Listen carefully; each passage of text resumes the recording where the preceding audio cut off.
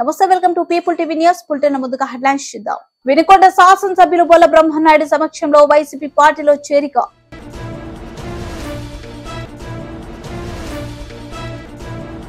YCP పార్టీకి చెందిన కుటుంబాలు 15 జీవి ఆంజనేయుల సమక్షంలో టీడీపీ పార్టీలో చేరిక. కళ్యాణదుర్గం పట్టణంలో ఆర్డిటి సంస్థ స్వర్గీయ ఫాదర్ ఫెర్రర్ విగ్రహం ముందు ప్రజా సంఘ నాయకులు నిరసన కార్యక్రమం. జగిత్యాల జిల్లాలోని మెట్టుపల్లిలోని విదిత్ రెడ్డి గార్డెన్ లో బీఆర్ఎస్ పార్టీ కార్యకర్తల సమావేశం. బొల్లపల్లి మండలంలోని రెడ్డిపాలెం గ్రామంలో 15 వైసీపీ పార్టీకి చెందిన కుటుంబాలు జీవి ఆంజనేయులు సమక్షంలో పార్టీలోకి జాయిన్ అవ్వడం జరిగింది. గ్రామంలో జీవి ఆంజనేయులు ఎన్నికల పర్యటన నేపథ్యంలో ఈ రోజు రెడ్డిపాలెం గ్రామానికి చెందిన వైసీపీ 15 కుటుంబాలు కండకుంట సౌరిబాబు, ఒలిగడ్డల బాజీ, దులాయి బాబు, ఆకాష్, కండ్రగట్ల మరియు బాబు, జక్క నాగరాజు, చేవూరి నాగరాజు, పెద్ద మరియు తదితరులు పాల్గొన్నారు. బొల్లాపల్లి మండలం రెడ్డిపాలెం గ్రామం నుండి ఈరోజు 20 కుటుంబాలు తెలుగుదేశం పార్టీలో చేరినందుకు వాళ్ళందరికీ హృదయపూర్వక స్వాగతం తెలియజేస్తున్నా. వైఎస్ఆర్ పార్టీ నుండి తెలుగుదేశం పార్టీలో చేరినందుకు హృదయపూర్వక అభినందనలు తెలియజేస్తున్నాను. ప్రత్యేకించి ఉల్లిగడ్డల జోజీ గారు వాళ్ళ కుటుంబ సభ్యులు పార్టీలో చేరినందుకు అభినందనలు. అలాగే కాండ్రకుంట మరియన్న వారి కుటుంబ సభ్యులు వాళ్ళ బంధువులందరూ పార్టీలో చేరినందుకు అభినందనలు తెలియజేస్తున్నా. అలాగే చెవుల నాగయ్య గారు వాళ్ళ కుటుంబ సభ్యులు పార్టీలో చేరినందుకు హృదయపూర్వక అభినందనలు తెలియజేస్తున్నా. అలాగే పెదమరియన్న వారి కుటుంబ సభ్యులందరూ పార్టీలో చేరినందుకు హృదయపూర్వక అభినందనలు. అలాగే కండ్రకుంట సౌరి గారు, అలాగే దళాయి బాబు గారు, కండ్రకుంట ఆకాష్ గారు, అలాగే నాగరాజు, సోదరు నాగరాజు, వీళ్ళందరూ కూడా పార్టీలో చేరినందుకు ఒకసారి గట్టిగా చప్పట్లు కొట్టి అభినందించాలని కోరుతున్నా. ఖచ్చితంగా ఈరోజు వీళ్ళందరూ పార్టీలో చేరటం వల్ల ఇక్కడ గ్రామంలో తెలుగుదేశం పార్టీ ఇంకా బలోపేతమైంది.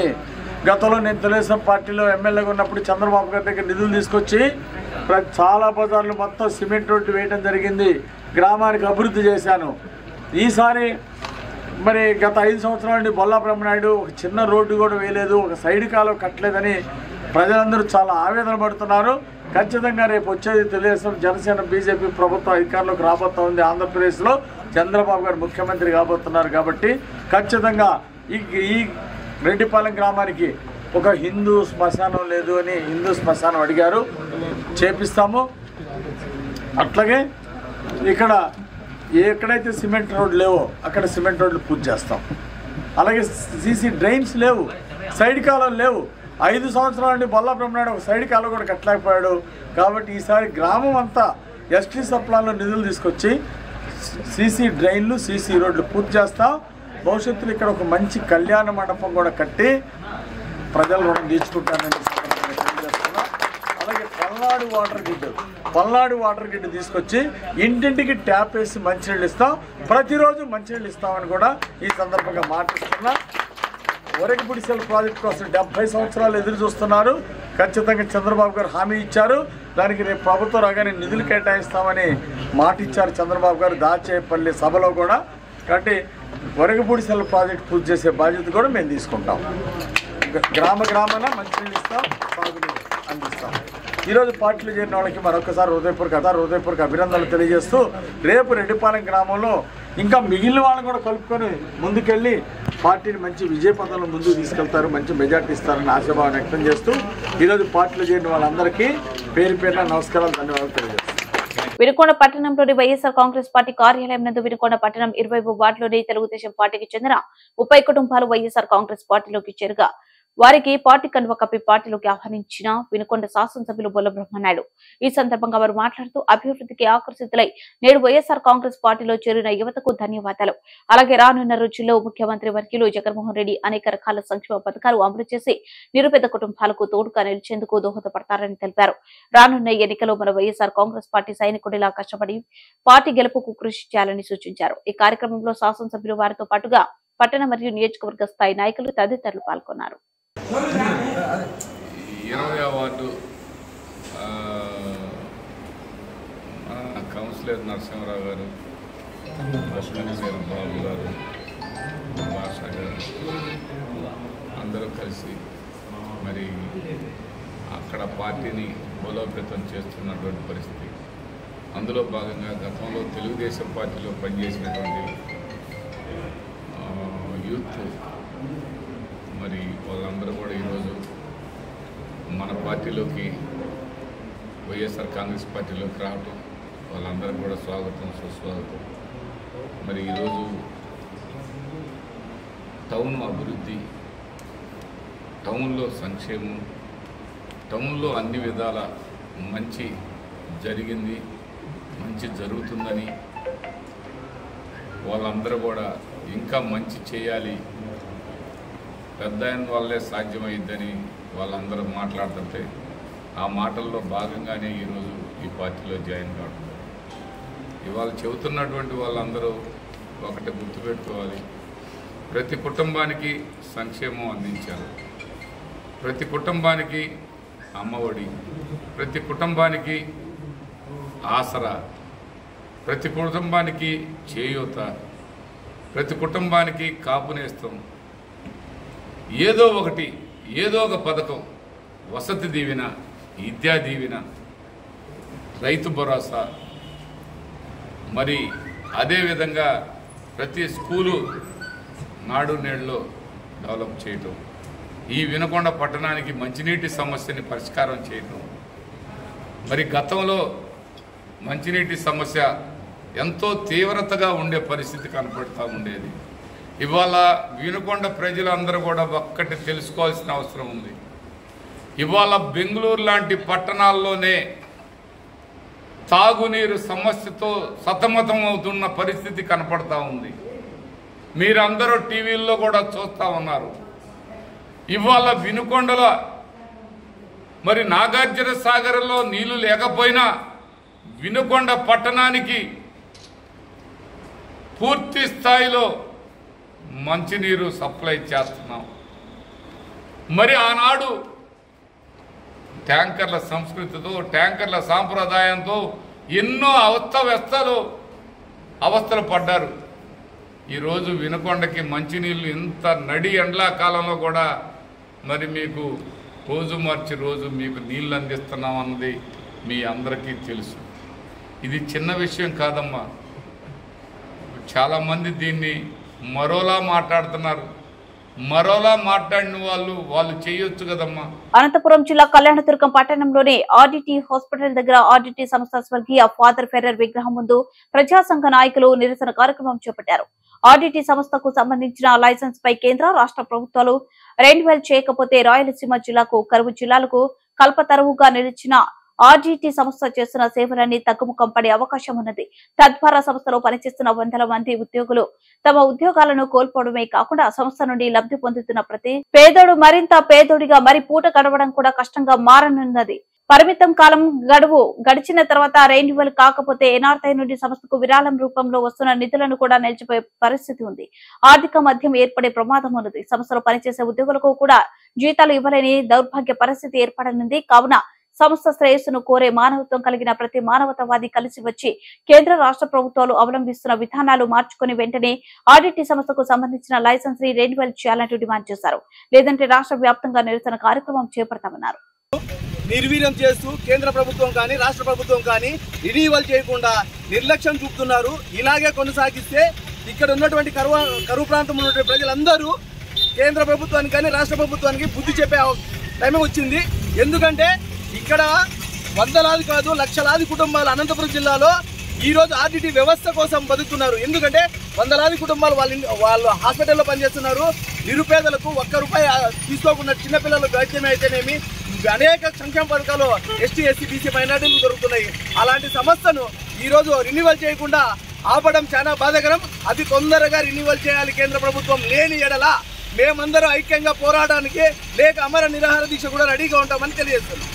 కళ్యాణదుర్గం పట్టణం నందు ఆర్డిటి హాస్పిటల్ ఎదురుగా ఫెర్రర్ గారి విగ్రహం ముందర నిరసన కార్యక్రమం చేపట్టని కల్లో కూడా ఊహించలేదు. నేనప్పుడు కూడా అనంతపురం జిల్లా అనేది కరువు ప్రాంతానికి చెందిన జిల్లా. ఇది ఇక్కడ వర్షాలు తక్కువ, ఎండలు ఎక్కువ, పంటలు తక్కువ, అత్యధిక బడుగు బలహీన వర్గాలు ఉన్నటువంటి జిల్లాలో ఒక దేవుడిలా ప్రత్యక్షమై ఈ జిల్లాని ఎంతోమంది పేదలకి అన్నం పెట్టి చదువు చెప్పించి ఉచితంగా వైద్యం ఇచ్చేటువంటి ప్రత్యక్ష దైవం అంటే ఫాదర్ రిచర్డ్ ఫెర్రర్ గారి సంస్థ పైన ఆర్టీటీ సంస్థ పైన కేంద్ర రాష్ట్ర ప్రభుత్వాలు నిర్లక్ష్యం వహిస్తూ ఆ సంస్థని పేదలకు ఎవరైతే సహాయం చేస్తారో వాళ్ళని తొక్కడం అనేది బీజేపీకి ముందు నుంచి ఆనవాయితీ. వాళ్ళు చెప్పినట్టు వినాలా, వాళ్ళు కమిషన్ ఇవ్వాలా, వాళ్ళు కోట్లు ఇస్తే సంస్థ పెట్టుకోవచ్చు, కానీ కోట్లు ఇవ్వకపోతే ఇలాంటి నిజాయితీ గల సంస్థని తొక్కడం అనేది చాలా బాధాకరము. బీజేపీకి ఒకటే మేము ఉద్యమకారులుగా సవాలు ఇస్తున్నాము.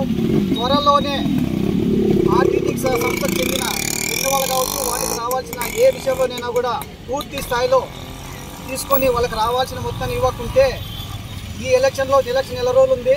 నెల రోజుల్లో ఒక్క ఎమ్మెల్యే సీటు కాదు కదా, ఒక్క ఓటు కూడా బీజేపీ పడకుండా కేంద్రంలో రాష్ట్రంలో కూడా ఓడించడానికి బలహీన వర్గాలను ఏకమయ్యి కేంద్ర రాష్ట్ర ప్రభుత్వం సిద్ధంగా ఉన్నారని హెచ్చరిస్తూ వెంటనే రెన్యువల్ చేయకపోతే పెద్ద ఎత్తున కార్యక్రమాలు చేపడతామని హెచ్చరిస్తున్నాం. అనంతపురం జిల్లాలో ఇది అత్యధికంగా వెనుకబడి ప్రాంతం. కళ్యాణదుర్గం కావచ్చు, అనంతపురం జిల్లా నలుమూలలో ఎక్కడైనా కానీ ఆర్టీసీ సంస్థను స్థాపించి గౌరవనీయులు ఫాదర్ రిచర్డ్ ఫెర్రర్ గారు అనేకమైన సేవా కార్యక్రమాలు కొనసాగించారు. ఇందులో భాగంగా ఈరోజు భారతదేశం అన్ని రకాల అభివృద్ధి చెందింది అనేది కేంద్ర ప్రభుత్వం. అందులో భాగంగా రాష్ట్ర ప్రభుత్వం ఏం చేయాలంటే ప్రతి సంవత్సరం సంస్థను రెన్యువల్ చేయడం భాగంగా వీళ్ళు ప్రపోజ్ చేసి కేంద్రాల మెడలు వంచి మా సంస్థకు కావాల్సిన పర్మిషన్ను గ్రాంటెడ్ చేయాలి. అయ్యా నరేంద్ర మోడీ గారు, భారతదేశం ఆర్థికంగా ఎదిగిందో లేదో మాకు తెలియదు, కానీ మీరైతే ఆర్థికంగా ఎదగొచ్చు. పేదల స్థితిగతులు అన్నీ మెరుగుపరచడంలో మా జిల్లాలో ప్రత్యక్షంగా దైవంగా కొలుచుకునే ఫాదర్ ఫెర్రర్ గారు లేకపోతే ఇక్కడ జీవన స్థితిగతులు మెరుగుపడేవి కాదు. ఇది సంస్థ అనేది గవర్నమెంట్ కావచ్చు, ప్రైవేట్ పరంగా కావచ్చు, అన్ని రకాల అన్ని వ్యవస్థల పరంగా కూడా కాలేజీల్లో కావచ్చు, హయ్యర్ అథారిటీ స్కూళ్ళలో కావచ్చు, అన్ని చోట్ల కూడా ఫాదర్ రిచర్డ్ ఫెర్రర్ గారు బిల్డింగ్ గవర్నమెంట్లో కూడా తోడ్పాటులో భాగంగా అన్ని చోట్ల బిల్డింగ్ నిర్మాణాలు కానీ, కరోనా సమయంలో కానీ, పోలియో వ్యాక్సిన్ సమయంలో కానీ, ఇట్లా రకరకాలు ఎన్ని రకాలుగా అనుకుంటే అన్ని రకాలు కూడా ప్రభుత్వంలో కూడా తన వంత పాత్ర పోషిస్తున్న సంస్థ ఏదైనా ఉండాలంటే అది ఆర్టీటీ సంస్థ. ఇప్పటికైనా గ్రహించి గౌరవ ముఖ్యమంత్రి వర్యులు జగన్మోహన్ రెడ్డి గారు ఇక్కడి నుంచి ఈ స్టేట్ నుంచి ఈ జిల్లాలో ఈ ఆర్టీటీ సంస్థ రెన్యువల్ కావాలని ఒక ప్రపోజ్ చేసి కేంద్రం దగ్గర కూర్చొని మాట్లాడి మా సంస్థను రెన్యువల్ చేయవలసిందిగా పేరున నమస్కరిస్తున్నాం. భారతదేశంలో ఆంధ్ర, తెలంగాణ నుంచి ఆర్టీటీ అత్యధికంగా పేద, బడుగు, బలహీన వర్గాల విద్య అయితే ఏమి, అదేవిధంగా ఇది ప్రభుత్వేతర సంస్థ. అన్ని వర్గాల వారికి, అన్ని కులాల వారికి కూడా మేలు కోరే విధంగా విద్యాపరంగా, వైద్యపరంగా, మహిళల పరంగా, అదేవిధంగా ఎకాలజీ పరంగా, అదేవిధంగా ఈ పేద, బడుగు, బలహీన వర్గాల వారికి హాస్పిటల్ పరంగా అయితే ఏమి అన్ని రకాల అభివృద్ధి కార్యక్రమాలు చేస్తున్నటువంటి ఈ బీజేపీకి జీర్ణించుకోలేక చాతుర్వర్ణం మయాశుద్ధం గుణకర్మ విభాగశ అనే విధంగా 4 వర్ణాల్లో 3వ వర్ణమైనటువంటి శూద్రుల మీద ఇంత కుట్ర చేసి ఆర్టీటీ సంస్థను రెన్యువల్ చేయకుండా ఉండడం చాలా దుర్మార్గమైన ప్రభుత్వం. ఈ రాష్ట్ర ప్రభుత్వాలు, కేంద్ర ప్రభుత్వాల వైఖరిని మేము ఖండిస్తున్నాం. ఇది ఇలానే కొనసాగితే పెద్ద ఉద్యమాలు చేపట్టి అన్నలు చెప్పినట్లుగా అమర నిరాహార దీక్షకైనా సిద్ధంగా మేము ఉంటామని తెలియజేస్తుంది. జగిత్యాల జిల్లాలోని మెటిపల్లి మరియు కోరుట్ల పట్టణాల్లో నిర్వహించిన బీఆర్ఎస్ పార్టీ కార్యకర్తల సమావేశానికి నిజామాబాద్ పార్లమెంటు బీఆర్ఎస్ పార్టీ అభ్యర్థి బాజిరెడ్డి గోవర్ధన్ రెడ్డి ముఖ్య అతిథిగా హాజరయ్యారు. జగిత్యాల జిల్లా పార్టీ అధ్యక్షులు కల్వకుంట్ల విద్యాసాగరరావు ఆధ్వర్యంలో స్థానిక ఎమ్మెల్యే సంజయ్ కుమార్ నిర్వహించిన కార్యక్రమంలో వివిధ మండలాల నాయకులు, కార్యకర్తలతో రానున్న ఎన్నికల్లో నిజామాబాద్ లోక్సభ బీఆర్ఎస్ అభ్యర్థి బాజిరెడ్డి గోవర్ధన్ రెడ్డి గెలిపే లక్ష్యంగా పనిచేయాలని నాయకులు, కార్యకర్తలకు సూచించారు. ఈ సందర్భంగా నిజామాబాద్ బీఆర్ఎస్ పార్టీ అభ్యర్థి బాజిరెడ్డి గోవర్ధన్ రెడ్డి మాట్లాడుతూ బీజేపీ మరియు కాంగ్రెస్ పార్టీలో ప్రజలకు చేసింది ఏమీ లేదని, 2 అబద్దాల పార్టీలని అబద్దాలు వాగ్దానాలతో ప్రజలను మోసం చేయడం తప్ప ప్రజలకు చేసింది ఏమీ లేదన్నారు. హిందువులను రెచ్చగొడుతూ శ్రీరాముడి పేరు చెబుతూ ప్రజలను రెచ్చగొడుతున్నారని విమర్శించారు. బీసీ పేరు చెప్పుకుని ధర్మపురి అరవింద్ బీసీల మీద, దళిత వర్గాల మీద కాంగ్రెస్ పార్టీ నాయకులు దాడి చేస్తే ఎందుకు నోరు విప్పడం లేదన్నారు. బీఆర్ఎస్ పార్టీ అభ్యర్థిగా నియమించడం, ఆ సందర్భంగా మొట్టమొదటిసారి ఈశాన్య భాగమైనటువంటి మెట్పల్లి ప్రాంతానికి మా అన్న విద్యాసాగరరావు అన్న, మరి మా ఎమ్మెల్యే గారు సంజీవ్ గారు వారి ఆహ్వానం మేరకు ఈరోజు రావడం జరిగింది. ఈ ప్రాంత సమస్యలు క్షుణ్ణంగా పరిశీలిస్తున్నాను. నేను గతంలో పనిచేసిన వాళ్ళు ఎవరు కూడా అంటే ఒక ఎక్సెప్ట్ గౌతమ్మ గారు తప్ప గతంలో ఎంపీలో ఉన్నవారు ఉన్న ఎంపీ కానీ ఏమి పని చేయకుండా టైం పాస్ చేస్తుంది తప్ప ప్రజలకు కొరగబెట్టింది ఏం లేదు. గ్రామానికి రాలేదు, ఏ గ్రామానికి నిధులు ఇవ్వలేదు, గ్రామ సమస్యల మీద పోరాటం చేయలేదు, కేవలం భజన చేసుకుని తిరిగిన తప్ప కొరగబెట్టింది ఏం లేదు. కానీ ఈరోజు నేను మనవి చేస్తున్నా, కాంగ్రెస్ పార్టీకి కానీ బీజేపీ పార్టీకి కానీ పార్లమెంట్ అభ్యర్థులు దొరకక మా పార్టీ వాళ్ళు వస్తే వాళ్ళని తీసుకొని పెడుతుంది తప్ప వాళ్లకు గెలిచిన కాంగ్రెస్ పార్టీ కానీ కేంద్రంలో ఉన్నటువంటి బీజేపీ కానీ క్యాండిడేట్ దిక్కులేక క్యాండిడేట్ కొరత వల్ల ఇబ్బందులు పడుతూ ఉన్నారు. కానీ మా నాయకుడు మాలో ఉన్న ఒకరిని తీసి అనౌన్స్ చేయడం వల్ల మేమంతా చురుగ్గా పాల్గొంటాం.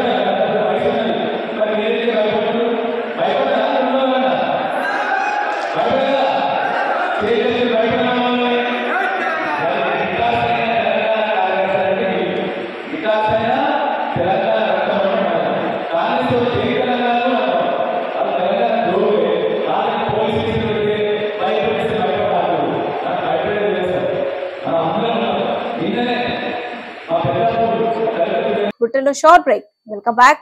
బులెటిన్ ముగించే ముందు హెడ్లైన్స్ మరోసారి. వినుకొండ శాసనసభ్యులు బొల్ల బ్రహ్మనాయుడు సమక్షంలో వైసీపీ పార్టీలో చేరిక.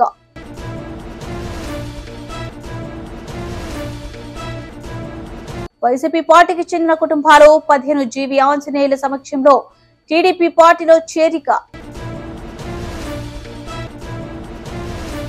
కళ్యాణదుర్గం పట్టణంలో ఆర్డిటి సంస్థ స్వర్గీయ ఫాదర్ ఫెర్రర్ విగ్రహం ముందు ప్రజా సంఘ నాయకులు నిరసన కార్యక్రమం. జగిత్యాల జిల్లాలోని మెట్టుపల్లిలోని విదిత్ రెడ్డి గార్డెన్ లో బీఆర్ఎస్ పార్టీ కార్యకర్తల సమావేశం.